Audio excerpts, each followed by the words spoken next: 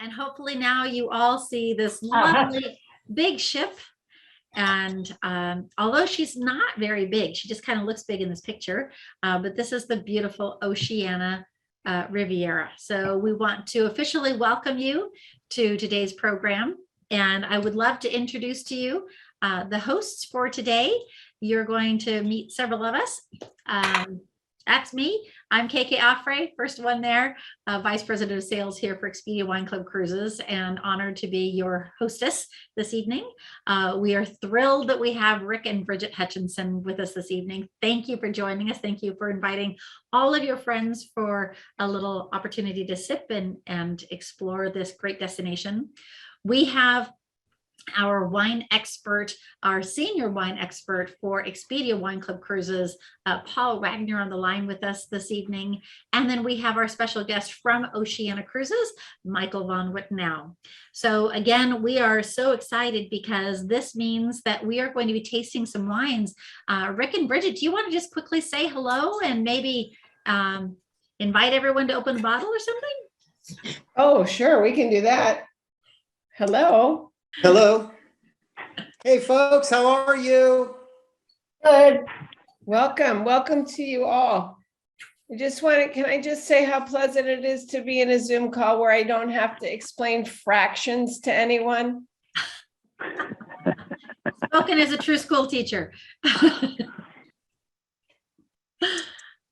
Well, that's fantastic. So, Rick, do you want to maybe mention the two wines that we're going to be experiencing today? Well, we have two wines today. We chose them because we're going to start in Barcelona, and these two varieties are from Spain. We have Mourvedre, which is also known as Mataro, and somebody's going to correct me, Montresol. Is that correct, Bridget? Monastrell. Think of it as a grape that originally came from monasteries, so it's Monastrell. That's a good way to remember it.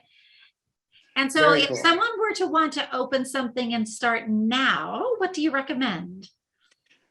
I think we're going to start with the Mourvedre. It's a little bit lighter than the Tempranillo. So I have already started. It's just 5 o'clock. And it's always more fun to start in the monastery and then go out than it is to start somewhere else and end up in the monastery. How true. That sounds like fun. Well, and if you were not fortunate enough to get one of these wines, I understand that Rick and Bridget suggest that you open whatever's from your last wine shipment. Is that what I heard? Yeah, I agree with that too. If you didn't get either one of these wines for this meeting, just open something from your cellar, and that's perfectly fine with me. That sounds great. Well, thank you so much. We'll go, as you mentioned, we're going to go ahead and start talking about this great destination, because this particular cruise is one of my all-time favorites. The ports of call are simply brilliant. So I'm going to take a few minutes to talk about them, and then we'll get into tasting some wine. The cruise itself is going to be going from Barcelona to Rome, April 24th through May the 5th of 2023. I know we all love to plan ahead. We want something to look forward to, and this is the perfect opportunity to do that. It is a 10-night cruise, which I love because 7 is just too short. You barely get a chance to unpack before you're packing again. So 10 really makes it quite lovely. We start, of course, in the city of Barcelona. In Barcelona, we're going to make sure that we see the Sagrada Familia. You're going to see Gaudi influences throughout Barcelona. It is one of the most brilliant places. Yes. And of course, the second that I hear Barcelona, I used to visit there all my summers. I immediately think of tapas. Tapas leads to wine. The two things go great together, and it's a great way to start off our vacation. We're heading off to Valencia. Valencia, of course, there is so much to see there. What you see there is it's the city of arts and science. It's just super ultra modern, but it comes alongside. You're going to be able to see some of the wonderful UNESCO heritage sites, La Lonja de la Seda, which is the Silk Exchange. There's the Chapel of the Holy Chalice.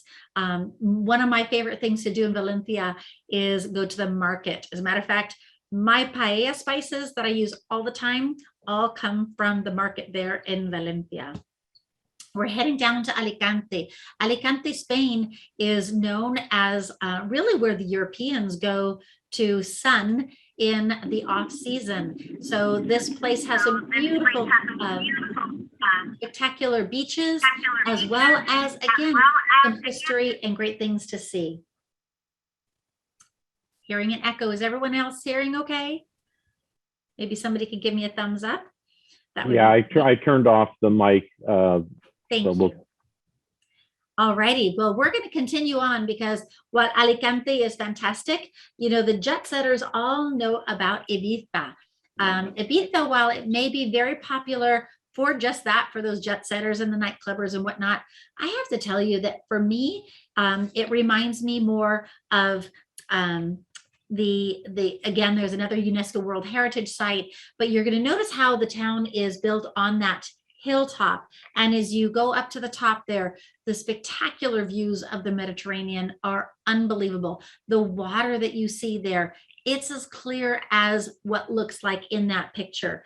You know, when you go up to the top, there's a at the D'Altavita, the Bastillions that are up there that you can look down over the entire city, simply spectacular.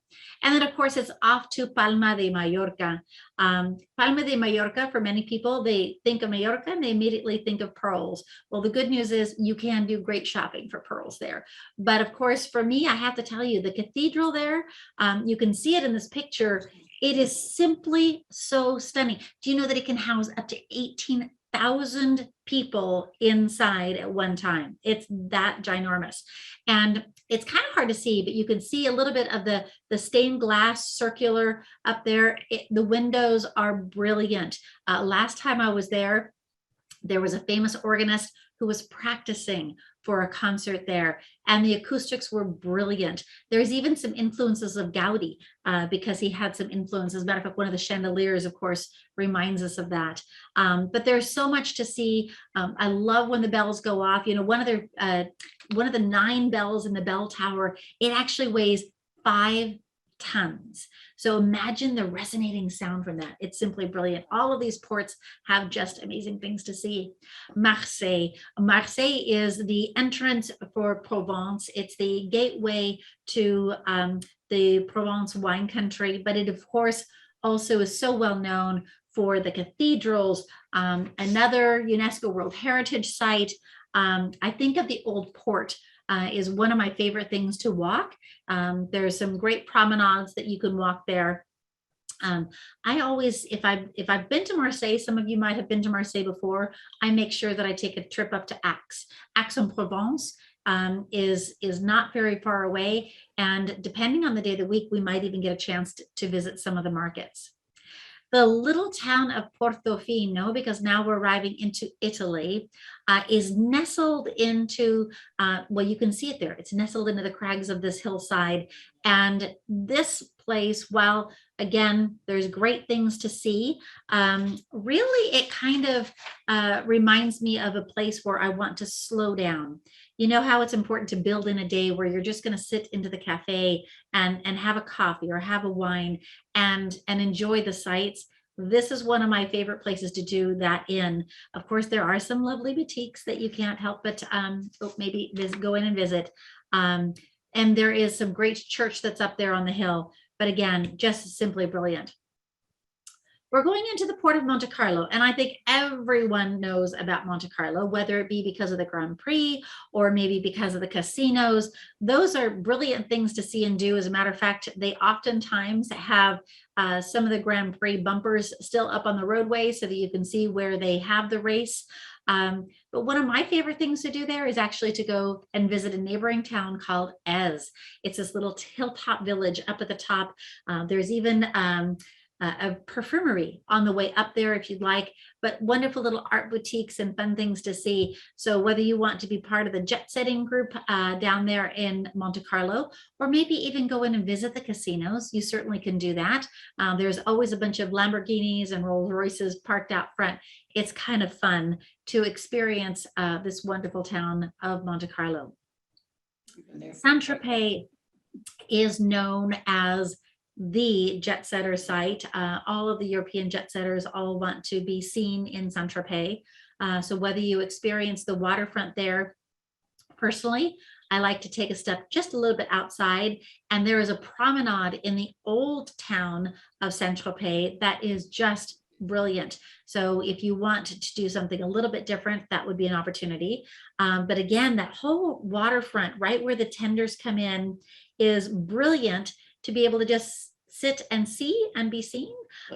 Also the water right down below, when you step out past the rocks on the little beaches there, it is simply crystal clear. I know many people like to even maybe rent a boat for the day and go out there and be amongst the jet setters on their private boats. A lot of fun things to do there. One of the most popular ports of call is actually Livorno. Livorno in Italy is the gateway for Florence, for Pisa, for the Tuscany region. And truth be told, Livorno itself is not my favorite place. It's a very, very big port town, lots and lots of containers and people and everything going through. But boy, the second that you get out, you have that chance to go over to Florence. That's what most people do. There are combinations. You can take tours. You can actually take a tour that will take you both to Pisa and to Florence. Lots of opportunities there, but simply brilliant when you step away. And then, of course, Civitavecchia or Civitavecchia, depending on who you ask, is your gateway to Rome. And of course, as a port of call, it's a little bit far away. So you have a transfer in and you could see it. But simply as a disembarkation port, you could plan to take a few days. Why would you want to do that? Because right now I'll tell you that the Trevi Fountain has never looked more beautiful. It's spent a couple of years in renovation and it's clean, it's brilliant, it's sparkling. It will bring back wonderful memories when you toss that coin into the fountain. Make sure, of course, you have the chance to visit the Vatican. You can visit the Colosseum. There's so much to see and do that you're going to want to spend at least a couple of days before flying home. So hopefully you can take this 10-day trip and maybe turn it into 14. Start with a couple of extra days in Barcelona and a couple of days in Rome. But the best part is the getting there. And the getting there part is what we're going to hear about from our special guest from Oceania Cruises, Michael von Wittenau. We've known Michael for a long time, and Oceania, of course, is one of our favorite cruise lines. The cuisine is just unbelievable. So before I say too much, I want to introduce Michael and ask Michael to turn his camera on so that we can see you and hopefully hear you. Great. The camera's on, so hopefully you can see me. And what you will see is this is definitely my pre-COVID picture. I'm laughing hysterically as I see this picture. But anyway, thank you, KK, for the wonderful introduction. And we do go way back, and I'm happy to be here. And I'm even more excited to talk about this great trip because this is the itinerary for wine and food lovers. So as KK had mentioned, everybody, getting there is kind of an old term, half the fun. I know many of you have done river cruises and so forth. The Riviera, who happens to be my favorite ship in our fleet, she's not a huge ship. She's a really comfortable size and just a beautiful, beautiful vessel. And we're really known for, being those smaller ships, we can almost be a lifeboat to some ships these days. Our food, we're constantly rated the finest cuisine at sea. And the curated travel experiences, of course, are all the things to do on shore. And there's extensive tours to choose from. So real quickly on the size of the vessel or the vessel itself, because I know that's a big question for a lot of people.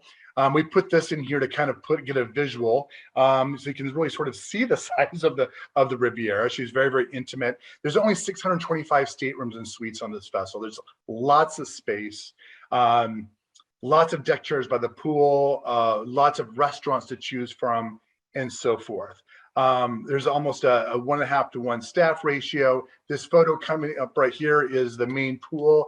As I mentioned with the space, what I kind of want to do as we go through this is give you sort of insider information as well that you won't find in the brochures. But one thing is because of the space on the ship, you're never trying to find that deck chair and so forth. There's a lot of space to sort of get lost or be with some of your newfound friends to hang out around the pool or whatever it may be. And the overall vibe of this ship is very, very comfortable. It's not pretentious, but it's luxurious, but there's no dress codes. There's no formal nights. You just dress as you would at a restaurant back home. But one of the fun things too is the artwork is all original. That was curated by our founder. So it's a real residential feel, real comfortable, again, spacious. And probably one of the biggest things you'll notice is the choices of things to do. Because on this ship, let's face it, it's a 10-day cruise, but you have a lot going on in these 10 days. I mean, it's great. You're in port every day. In fact, you'll be going to 11 different ports, 4 countries, and you have, I think it's 7 departures after 7 p.m. at night, and there's no sea days. So literally, the Riviera is your home away from home that is transporting you to those wonderful places as you enjoy wine, enjoy dinner, and sleep. This is a photo of our typical stateroom on board the Riviera. They're all pretty much the same until you get into the suites, but they're just like this. They either have a floor-to-ceiling window or a balcony. When you get into our penthouse suites, which is featured here, they get larger. They also have butler service. All of our categories, no matter which you choose, have extensive amenities like room service. The room is service, for example, is so extensive you can even order like Beyond Burgers now and poke bowls and so forth. So it's really, really a lot of fun. As you can tell, I'm a room service person. But let's talk a little bit about the food a little bit, because we are kind of around the dinner hour. As I said before, we're known for having the finest cuisine at sea. And let's face it, almost all ships have great food these days, but on Oceania, we really focus on this area. In fact, we invest more in this category than any other cruise line. And if any of you are familiar with Jacques Pepin, such a culinary great, he's our executive culinary director for our fleet. He's not just a celebrity name associated with Oceania. He's very hands-on, designing the menus and so forth. And what helps make the food taste better or best, not just the recipes, but the ingredients, right? We all know, even when you go to a farmer's market, right, those vegetables taste fresher and so forth. And you'll see on this trip, many times the chefs are scurrying ashore to go to those local markets, like Kiki had mentioned, seeing what's fresh and in season and bringing them back. All of our seafood is fresh and never frozen. We fly in the lobsters and the whole bit. But going back to choices, there are many different dining options to choose from the evening. They're all complimentary. In fact, we have 6 different restaurants. Real quickly, I'll show you a couple of them. Polo Grill is our traditional steakhouse. Honestly, the best bone-in rib I've had in my life was in that restaurant.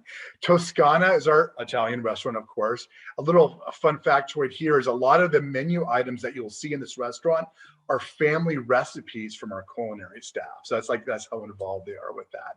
And Jacques Pepin has his own restaurant on board Riviera, which is called Jacques, surprising.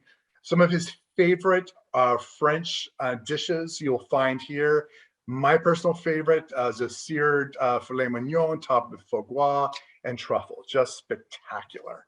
Red ginger is Asian fusion, an absolute to die for miso cod or a duck melon watermelon salad. All these restaurants, by the way, are all complimentary. And you can book a reservation at each one of these before you even set sail. But once you get on board, sort of an insider tip there, once you get on board, you can dine in those restaurants as many times as you wish. Just go see the restaurant manager every morning before going to shore. They're usually about 8:30, and just see what's open in those various restaurants. That's sort of a tip to get into those. The Terrace Cafe is our most casual dining option. As I mentioned, we don't have dress codes, but as I mentioned, you have a lot of late night departures. So you may be in Saint-Tropez having a coffee, watching the yacht set go by, and you come back for a later dinner on board. This is a great place to have dinner al fresco, for example. It's extensive. The menu changes every night. A real special place to have dinner when you want to dine outdoors. Now, in addition to those restaurants, we have another restaurant that's called La Reserve. And we did this in partnership with Wine Spectator magazine over in Napa. And this dining room is the only one where there's a charge to dine in here. And that is because it's all about the wines or champagnes that are being featured that evening for that meal. And every night's a different meal. Real quick example, we do one with Dom Perignon. And there's 7 courses with 7 different vintages of Dom Perignon that it's paired with. It's just really over the top. And for all of you on this call, I know that you would absolutely love that experience. And whether you like to cook or not, we have a culinary center. And what's different on board Riviera than other cruise lines is it's not just a cooking demonstration. You actually, as you can see in the photo here, roll up your sleeves and get cooking. So learning how to make pasta as you're traveling in Italy and so forth. And you'll make this, hey, they serve complimentary wine during this, which certainly helps. And then afterwards, you get a taste of fruits of your labor. So you actually get to eat what you actually prepared. Highly recommend this experience. It's only 24 guests at a time. Very, very personal. And to get yourself going on those mornings before going to shore, baristas is our version of Starbucks, I guess, if you will. We serve Ely's coffee. By the way, everything non-alcoholic is complimentary on the Riviera. Whether it's those Ely coffee drinks, whether it's sodas, water, what have you, that's all complimentary. So barista is a great place to start your day. Beautiful shot of the pool deck. That makes me want to be there right now. And I'm not sure if that's our last slide or not, Kiki. Do we have another one? It is. Is it No, the last that's one? the Okay. last one, yes. Great. And I have to say that just seeing all of those pictures, first of all, it made me hungry. I don't know about you guys, but it's the perfect time for that. And having had the experience of being on board Oceania Riviera, even for the two owners who are with us here today, Brian and James, they both will tell you so many stories of our wine cruise experiences aboard the ship. The culinary team does a great job. So when you have that great ambiance, when you showed that picture of the veranda stateroom, it made me remember just how large the staterooms are on Riviera compared. So 184 square feet is the smallest. Right. And they're all, like you said, they have the even the few ocean view that there are floor to ceiling windows, but all the rest have verandas. And some of them even have those extended verandas that they're quite large. Yeah. So Riviera is just such a delightful ship. What a great way to travel. And as Hey, we KK. travel, yes, oh, there's Brian. Brian's calling in from Right. Bangkok. I know, yeah, I get the long distance award today. There you go. Hey, and just, I think, maybe I heard it wrong. I thought I heard you say 184 square feet. They're 284 square feet, the balcony rooms. And All righty. Sorry, didn't mean to jump in, but just wanted to make sure everybody knows that they are the best balcony rooms on the ocean. Yeah, they're actually the largest staterooms at sea, believe it or not. And no matter what category you choose, all the bathrooms have a separate full-size tub and a separate shower. So they're very, very comfortable. They really are. And so Brian, I don't know, while you're with us right now, do you want to talk a little bit about the onboard experience? Well, I can for a second, but I don't want to take away anybody's thunder here because you guys are doing a great job talking about Oceania and the destinations. I will tell you a little bit that, you know, one of the things that is wonderfully working with Oceania is that they truly have great wine sommeliers on board, and they're very much into wine. You will meet people that are studying for their Master of Wine certificates. Many of them are certified. We've been on board. In fact, Paul and I were on board, and Paul offered to do a training class for the staff on wine service. And I think every sommelier on board the ship showed up, about 30 people. And because they all have this great desire to learn and do a better job. So when you take what we're looking at doing here with 3 wine pairing dinners and the educational tastings and, you know, all the different wine events, you pair it with the great food from Oceania and the camaraderie. One of the great things about a wine group is everybody has that same sense of why are you here? And it's all about Amphora Winery. And so you'll have a great time. I'll cut off with that just because there's a lot going on. Well, I think you're absolutely right. And one of the other aspects that I want to just quickly mention is how these things blend so well together. And on this sailing, you're going to have, in addition to all of the complimentary restaurants, in addition to the fact that all of your non-alcoholic beverages are always included throughout the ships. And that even includes things like bottled water that you take ashore. And you don't often realize how important that is until maybe you've been on one of the bigger ships where they just nickel and dime you to death.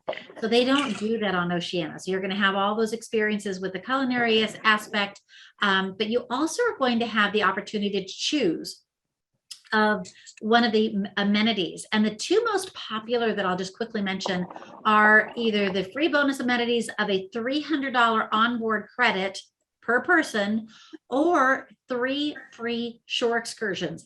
And those shore excursions, they have a value of up to $199 per person.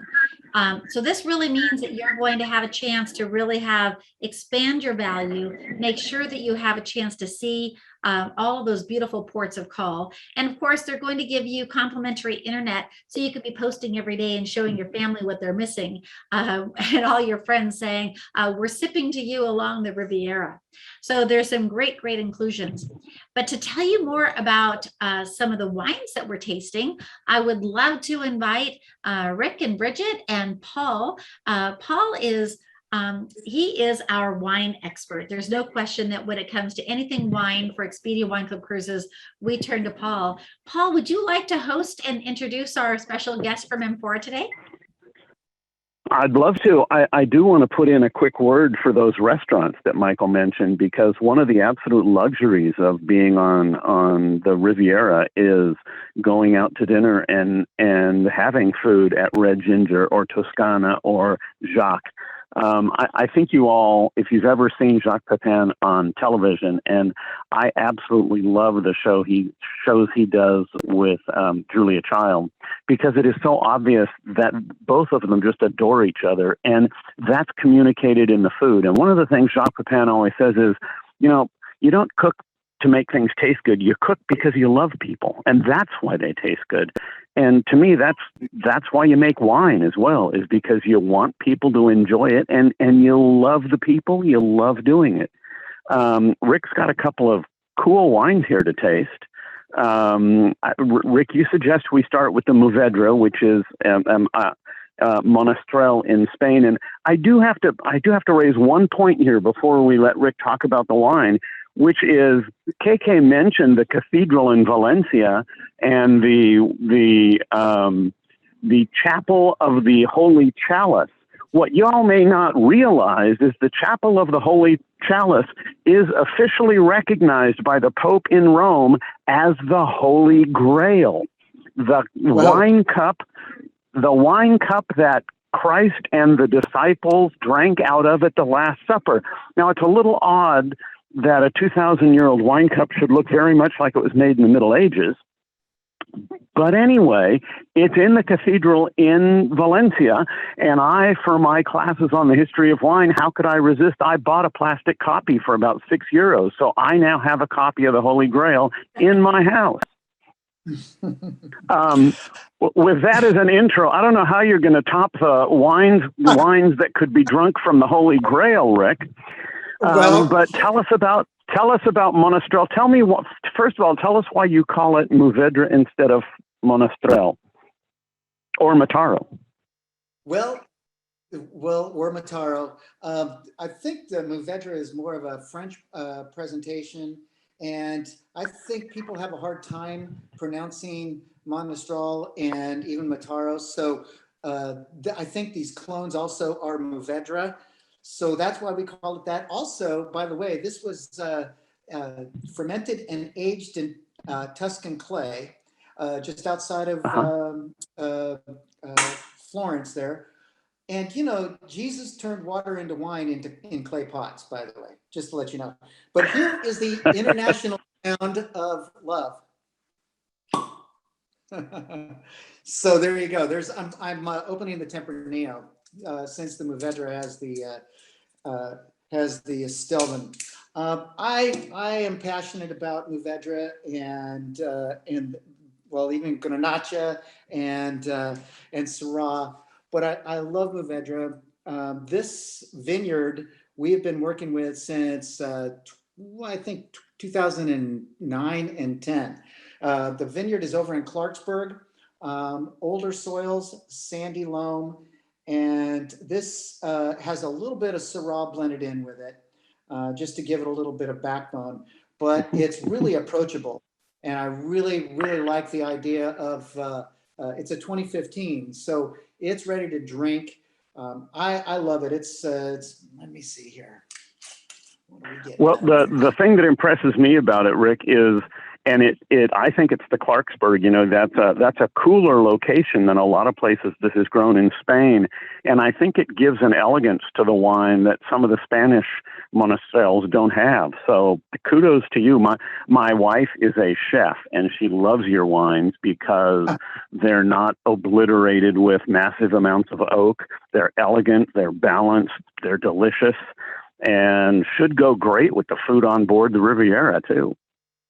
We're going to have this wine. We're going to have some others. We'll probably have some of the GSM.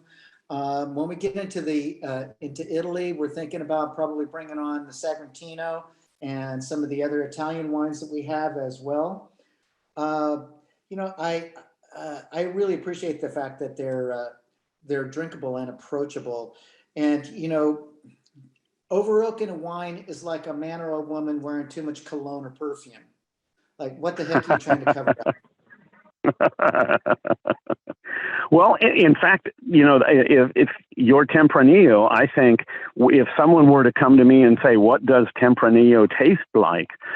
Even though it's the most popular and the dominant grape in Rioja in Spain, in fact, most of those wines have huge oak in them, and yours is a much better example of what the grape actually tastes like. It's got that little bit of cherry in it and a little bit of leather in it. It's beautiful wine.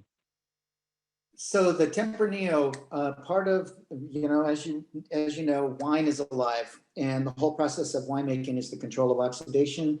And you know, in this wine, part of my job is to match grape tannins and barrel tannins, and of course the terroir, right, and so on. What I love about this is when you tell me that the oak, this is aged in 95% brand new American oak for 22 months. So I feel like my job is done. I feel like my job is done because matching grape tannins and barrel tannins, they've come together to make this really wonderful cherry creamy experience. Yep. And so if you were on board the Riviera, which restaurant would you take a bottle of the Tempranillo and serve it with? I've always had Tempranillo with lamb chops in Rioja, but what's your favorite? You know what, that bone-in ribeye, that steak. Yeah, no kidding. You know, no kidding. Or Jacques, I mean, he's got that, you know, the foie gras and oh my gosh, I cannot wait for that. Yeah. Of course, like right for the next cruise, I'm trying to lose some weight so I can gain some weight. Well, a little tip for you on Oceania ships. I always find that at least 1 or 2 dinners in red ginger, for some reason, the calories just don't seem to add up quite as high in that restaurant. And I absolutely will have a couple of dinners in red ginger just as to keep myself from overindulging in some of the Polo Grill and some of the other things on the ship. So what do you think about Vermentino going on with anything that would go good in that restaurant as well? Absolutely, because as Michael said, there's some wonderful fish dishes in red ginger that Vermentino would be great with. Absolutely. Yep. Well, you know, one of the really fun things about going on a wine cruise is that you get to sit at the same table with the winemaker sometimes, or you get to run into them on the pool deck, or you get to run into them as you're walking through the market in Valencia, looking for a copy of the Holy Grail that you can take home with you. And the fun of it all is you just get a chance to say, hey, Rick, I've been meaning to ask a question about this. And to me, that's the whole fun of these things. The food and wine are delicious. They are great. But food and wine alone aren't as much fun unless you share them with people. And that's the great thing about a wine cruise is I get to meet new people every time I go on a cruise. I know you feel the same way. And everybody has a different question. Everybody has an interesting story to tell. And it just makes the whole thing that much more fun. It's the language of food and wine. You can go anywhere in this world, and that is the language that everyone understands. It truly is. It's not just so you don't choke on your food, but it's culture. It's pretty much everything it's just the staff of life that we just do every day. And what's fascinating is, and really truly inspires me, this trip coming forward is so inspirational. I mean, all of these varieties that we're talking about in Spain, and tasting those wines all along that whole trip, and also Italy, they're just all inspiring. I get so excited when I see other people, how they live, the culture, how everything just works, how they do the vineyards, just everything. And I just think it's fascinating. Yep. Well, and in some ways, what you're doing is really quite charming, because in some ways, these wines are the grandchildren or great-grandchildren of grapes that came from these regions to begin with. They came to America. You've made wines out of them. And now, in some way, on board the ship, they're going back to visit their grandfather or their great-grandfather or their great-grandmother's hometown. And gosh, is that a fun sort of story to explore and talk about? It's like I said, it's inspirational to think, okay, I can get back to these roots. When people say terroir, it's just not the soil that the vine is planted in. It encompasses everything: the vintage, the people, having these wines and going to the you're right, the homeland of these varietals and some of these wines that we're making. You think about the people. Where are they? What was their life like? It's just an amazing trip and an event that Bridget and I are so excited. Oh my gosh, that's all we talk about. Cool. So KK, do you have any questions for Rick about this, or maybe some of the other folks do? But I mean, there's no reason to wait until we get on the cruise to ask Rick a question. We can start right now with asking him a question or two. It is so true. We can. We're gonna open it up to some questions because we are really excited to be partnering with you again. I know that you are actually getting ready to head to Europe already here in just a couple of weeks, and that's exciting in and of itself. And so, congratulations on all of your friends who are going with you. I'm so jealous. Amabella. Amabella, yes. And I have to tell you that just tasting these wines, I am so ready. It reminded me a little bit of the time that I was actually with Paul in Barcelona, and we sat down, we went in a couple of days ahead and got to try some of those great Spanish wines. And then, of course, being able to go then on the Riviera and taste your wines following that, boy, I don't know about you, but I'm getting pretty excited. So this is your opportunity to ask questions. Michael was really kind right before we started. That's why I took a second. I was quickly trying to put this into this presentation, because he surprised us by saying that for all of your guests who are on this event tonight, anyone who signs up before April 1st will receive a $200 per stateroom onboard credit. And that's really exciting, because remember that this cruise already has a choice of either 300 or 3 free shore excursions. So you put some more onboard credit on there, and that sounds like a great opportunity to go ashore and see some more wonderful things. So before I take this off, I want to encourage everyone who's on tonight to quickly jot down the telephone number that you see there. One of our team, I think you saw from the slide before, we are not a call center. We do wine cruises. This is what we do. And we are so fortunate to be working with Rick and Bridget. talking about some great wine hosts extraordinaire. Everyone loves them as much as we do. And so to be able to work with them, it's truly a pleasure. So be sure to make note of that. And with that, I'm going to open this up. I'm going to stop sharing, and I'm going to invite everyone to turn your cameras back on so that we can see you. And we would love to welcome any questions that you have, either for us, for Michael, Rick and Bridget. So this is Judy Birchfield in Dallas. We do have a question. The cruise looks fantastic. Rick and Bridget are great. We love visiting to them anytime we get to Napa. The pricing information is where? So we can send you the link for the pricing. We do have it on our website, but the consultant who is assigned to you, one of our wine team professionals, they will gladly send you the link for the pricing. We are very excited that we have some very aggressive pricing. Believe it or not, 23 is selling like hotcakes. And I'm not saying that because I'm trying to push anyone. Michael, you can just confirm that there seems to be this pent up demand of everyone saying, oh my gosh, I haven't been anywhere. I'm ready to go. So it's amazing how well it's doing. And some of the people who are on here tonight, I think have already put up their hand saying that we're going. I think Mr. and Mrs. Daggett, Really? if I remember seeing that you've already said that you're going. Oh my gosh. That is so cool.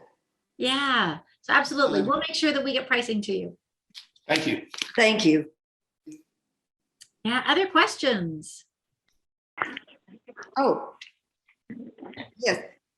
I do have a question. Can you hear me? Yes, go ahead. Are there any workout classes?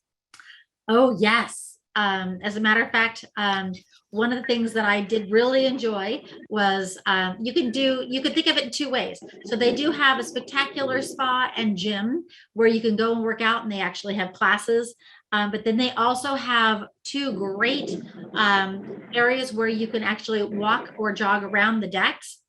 And I found that especially in the mornings, before we got into some of these Mediterranean ports of call, you know how you start getting close to a port and you see all the little islands pop up and you see the port of call coming into view. When you're doing your laps around there, burning calories in advance of that evening's meal, or maybe to compensate for the night before, whichever it happens to be, they're fantastic. They really are lovely. But yes, there are classes. There's everything from there's aerobics, there's yoga, there's Pilates, there's all kinds of things available. Even boot camp. even boot camp. And all the classes are complimentary. So as well as the use of the steam and sauna facilities as well. So Thank you. Yeah. And if you need some exercise. Yeah. Yes, lots. We were asking for Rick, not ourselves. Viva la vida. Well, actually, as someone who is a cyclist, one of the great joys of working out in a fitness center on a ship is to do it while the ship is leaving port. And the faster you cycle, the faster the ship goes. And it's a pretty powerful feeling to realizing you're driving the ship. Gotcha. Amazing. Yeah. I have a question. Do you do pre and post cruise excursions? Like you mentioned staying in Barcelona a few days. Do you arrange that? And do you guys do airfare and help us with airlines, or do we do that on our own? No, I'm thrilled to tell you that our wine professionals, they are wine team professionals. When I say wine professionals, sometimes I think that means that we're just professionals at doing this. But no, our wine cruise professionals, all of them are experts. In order to be on our wine team, they have to be at the top tier. So that means that they can do the pre for you, they can do the post for you, the transfers, the airfare, whether it be there's some of you who have airline miles if you need to know exactly when to be there, when to come back. Or the best part is too that we have amazing contracts, not only with our parent company Expedia, but we also have contracts with other consolidators that we use to get you great deals on air. So KK, you mentioned something about walking around on the outdoor track as the ship was coming into port or leaving port and all that. And I have to tell you a humorous story, and I'm probably going to get clobbered by Tia. But we were at sea one day and we were wondering how far is around the track, how far is it? Because it wasn't marked on this particular cruise line. And she thought, oh, we could use our GPS and find out. We could just walk around it and find out. And I said, yeah, you'll probably be walking. That was after much of this. Yeah, we had a lot of wine the night before. I love that. Well, The ship was moving and well, I'm just hoping that it counted the distance that the ship was moving as your laps, because it to did. me, Yeah. I would equate that to calories and I would head straight to Jacques. So that's perfectly okay by me. And my speed was like 22 knots. Well, you know, one of the things that we don't talk about very much is, I mean, we talk about the ship. The ship, if you can imagine that this ship could actually hold twice the number of passengers by her size.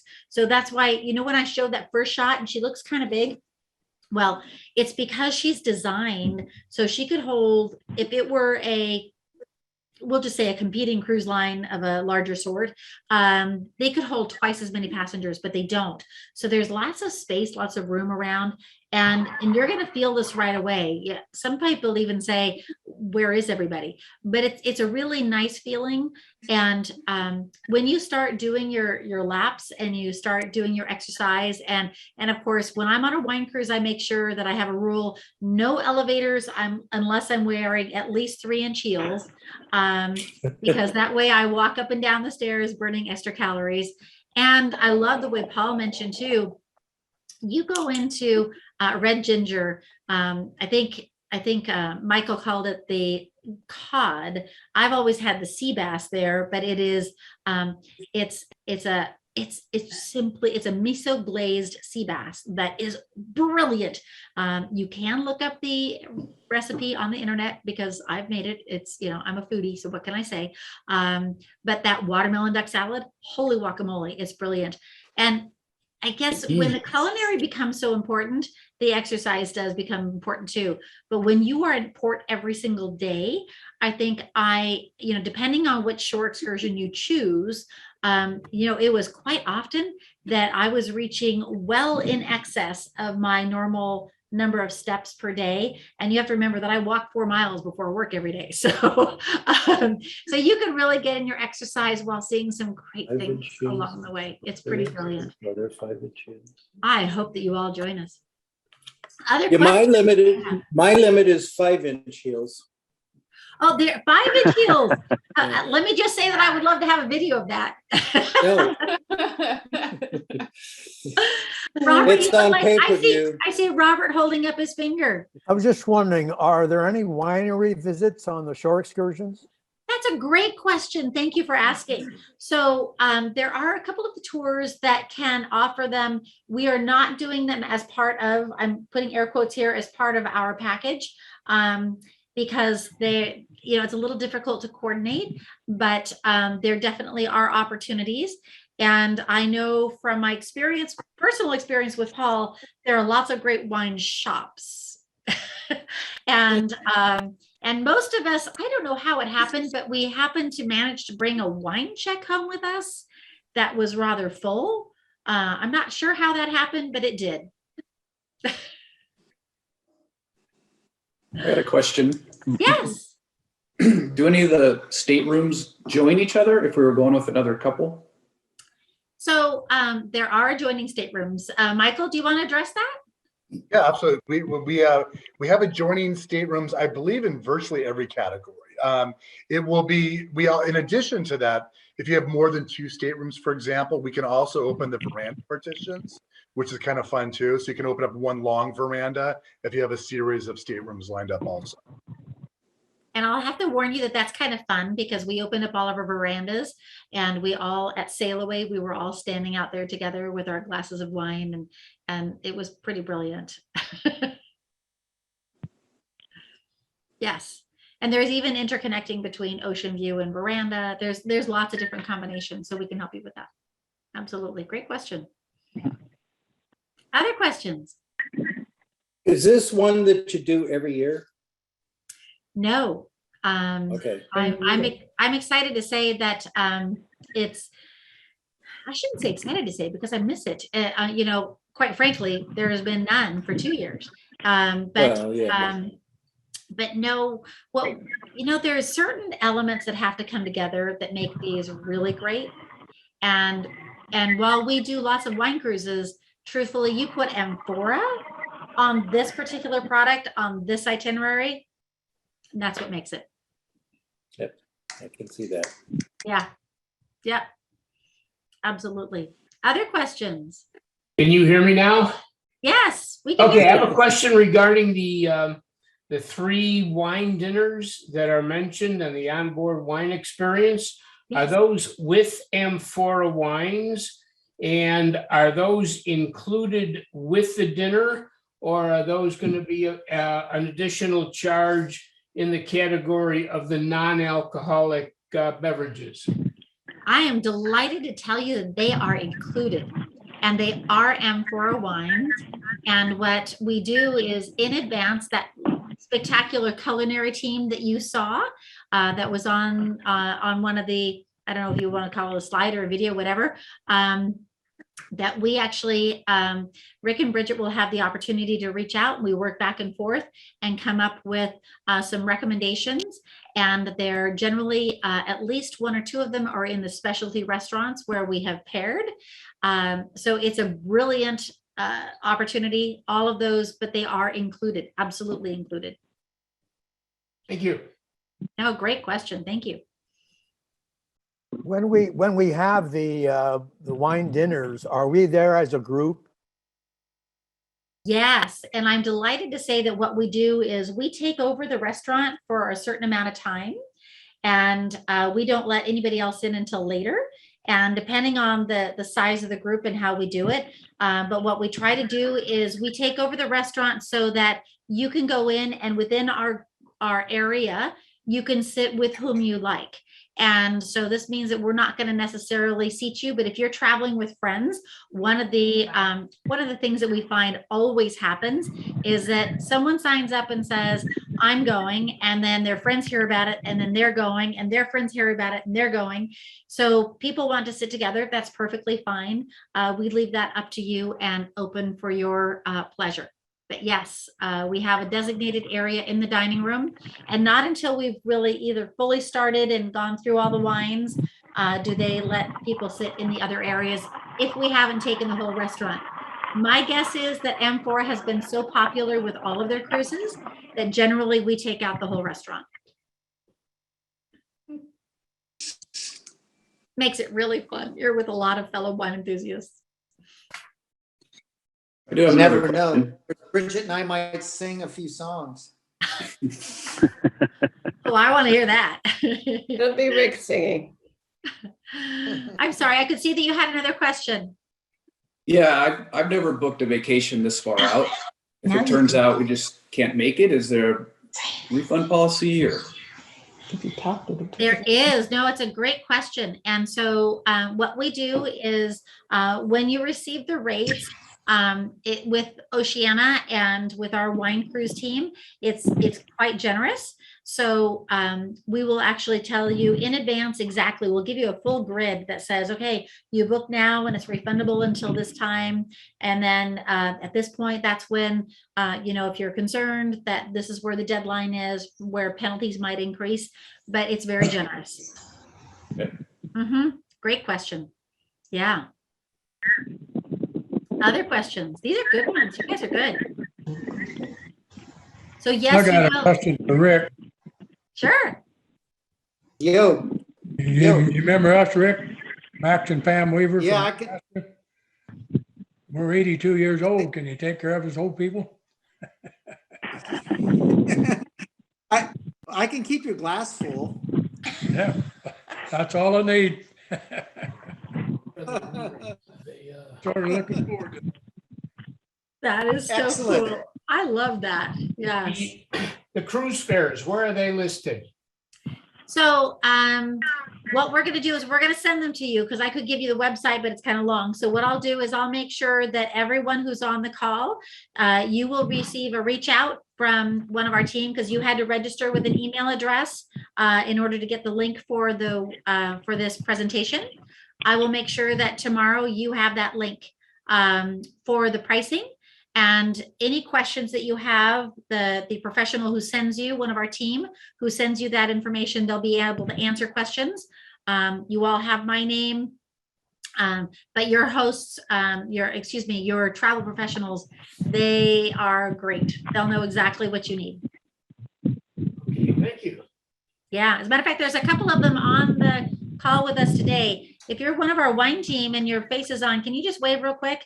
I see Karen and Lorena and Lisa and Francis. Yeah, so several of them are on the Nargis.